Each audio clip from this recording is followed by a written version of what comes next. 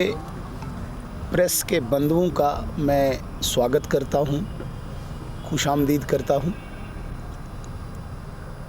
मैं अपने सारे सीनियर और एमएलए कलीग्स के साथ बैठा हुआ हूं।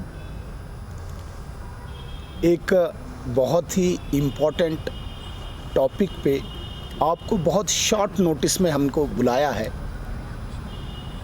और आप सब इस शॉर्ट नोटिस पे हमारी प्रेस कॉन्फ्रेंस को कवर करने आए। मैं आप सबसे पहले आप सबका शुक्रिया अदा करता हूँ। वैसे तो आज आप सब ने देखा, आज असेंबली का आखिरी दिन था, 5वां दिन था, और जिस प्रकार से आज हाउस में, असेंबली में, सदन में ऑनरेबल स्पीकर की तरफ से बिहेव किया गया, असेंबली को कंडक्ट किया गया, वो बहुत ही निंदनीय है। हम उसकी मजम्मत करते हैं और हम ये मानते हैं कि जम्मू कश्मीर की असेंबली की हिस्ट्री में आज का दिन सबसे डार्केस्ट दिन माना जाएगा। एक काला चैप्टर असेंबली के इस इतिहास में ये माना जाएगा। मैं सीधे सीधे विषय पे आता हूं। जिस असेंबली को जम्मू कश्मीर की जनता ने अपनी समस्याओं के समाधान के लिए, बिजली के लिए, पानी के लिए, अस्पताल के लिए, सड़क के लिए कॉन्स्टिट्यूट किया था वोट देके, उस असेंबली में असेंबली की गरिमा को, असेंबली की सालमियत को भंग कर स्पीकर ने एक पर्टिकुलर पार्टी का एजेंट की भांति काम किया है और अनडेमोक्रेटिक वे में, अनकॉन्स्टिट्यूशनल, गैर कानूनी एक्ट किया है, कंडक्ट किया है। आज से 3 दिन पहले लेफ्टिनेंट गवर्नर साहब के एड्रेस पे वोट ऑफ थैंक्स होना था और सारे ऑनरेबल एमएलएज सरकार के किए गए प्रॉमिसेस के अकॉर्डिंग अनुसार अपने अपने क्षेत्र की समस्याएं लेके आए थे, लेकिन नेशनल कॉन्फ्रेंस की मानसिकता, जो अलगाववादी मानसिकता है, सेपरेटिज्म की जन्मदाता है, अपनी मानसिकता का परिचय दिया, प्रदर्शन किया और एक गैर कानूनी रेजोल्यूशन लाके असेंबली की गरिमा को, मर्यादा को भंग किया। जिस रेजोल्यूशन के ज़रिए इन्होंने स्पेशल स्टेटस रेस्टोरेशन पर डायलॉग की डिमांड की। और बदकिस्मती ये है कि उस स्पेशल स्टेटस को स्पीकर ऑफ द असेंबली बाहर प्रेस में कहता है कि ये रेजोल्यूशन जिसमें स्पेशल स्टेटस मांगा गया वो 370 की डिमांड है। स्पीकर खुद मोहर लगा रहा है, एक स्पोक्स पर्सन नेशनल कॉन्फ्रेंस का बन के। जिस 370 को देश के लोकतंत्र के सबसे बड़े मंदिर ने हटाया और उसको सेटल किया सुप्रीम कोर्ट ने भी। जो 370 अब एक इतिहास है, जो 370 एक हिस्ट्री है, उसको ये एक ऐसे शब्द से कंपेयर कर रहे हैं जिस शब्द का कोई नामो निशान भारत के संविधान में नहीं है। इंडियन कॉन्स्टिट्यूशन में जम्मू कश्मीर के हवाले से कहीं पे भी स्पेशल स्टेटस का नाम नहीं है। मैं आप प्रेस वालों के माध्यम से उमर अब्दुल्ला साहब को चुनौती देता हूँ, चैलेंज करता हूँ, अगर स्पेशल स्टेटस जम्मू कश्मीर के हवाले से इंडियन कॉन्स्टिट्यूशन में ये वर्ड कहीं पे हो, मैं राजनीति से इस्तीफा दूंगा। और जिस स्पेशल स्टेटस को लेके स्पीकर 370 को इंडिकेट करता है, उस 370 को दर्शाया गया है ये एक टेम्परेरी प्रोविज़न है, जिस टेम्परेरी प्रोविज़न को 5 अगस्त 2019 को ख़त्म किया गया। उसके बाद वो टेम्परेरी प्रोविज़न ख़त्म हुआ। अब जो ये स्पेशल स्टेटस की बात कर रहे हैं, मैं आपको वाज़ा करना चाहता हूँ, ये स्पेशल स्टेटस कौन सा मांगना चाहते हैं आप प्री 5 अगस्त 2019 देखिए और जो आज ये डिमांड करते हैं। प्री 5 अगस्त इनका जो स्पेशल स्टेटस था वो 1931 से शुरू होता है, शेख मोहम्मद अब्दुल्ला से शुरू होता है।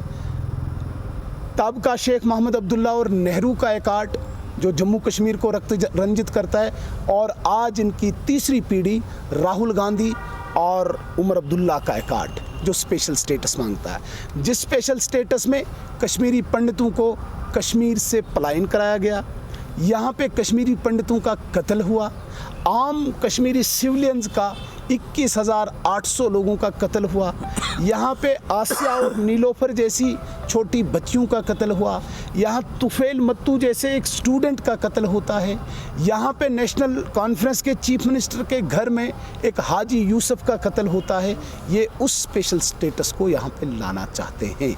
ये यहाँ पे टूरिज़्म नहीं चाहते, ये यहाँ पे व्यापार नहीं चाहते, ये यहाँ पे कारोबार नहीं चाहते।